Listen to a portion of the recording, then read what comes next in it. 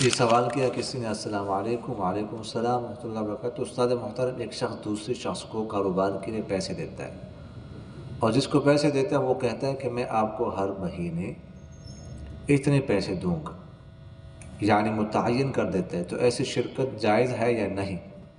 رہنمائی فرما دے جزاک اللہ۔ دیکھیے گا، یہ مزاربت ہے، ایک کے پیسے ہو اور دوسری کی محنت ہو۔ جس کے پیسے ہیں نا، اس کو انگلش میں کہتے ہیں سلیپنگ پارٹ۔ اب اس نے کاروبار وغیرہ نہیں، کوئی ایکٹیویٹی اس نے نہیں کری، اور جو دوسرا مضارب کہا جاتا ہے عربی میں، اس کو ایکٹیو پارٹی کہا جاتا ہے۔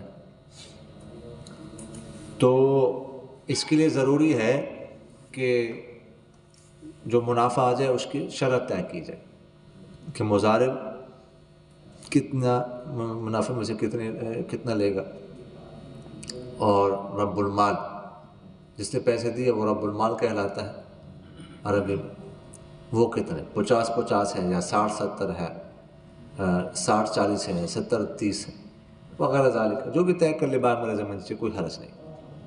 منافع آ جائے تو اس میں سے پھر مضارب کو اپنا حصہ، رب المال کو نہ آئے، کوئی نقصان ہو جائے تو مضارب کا نہیں شمار ہوگا، رب المال کا ہوگا، مضارب کی محنت ضائع ہوگا۔ لیکن متعین پیسے متعین کرنا، اتنے پیسے دوں گا، 10,000 دوں گا، 5,000 دوں گا، یہ جائز نہیں۔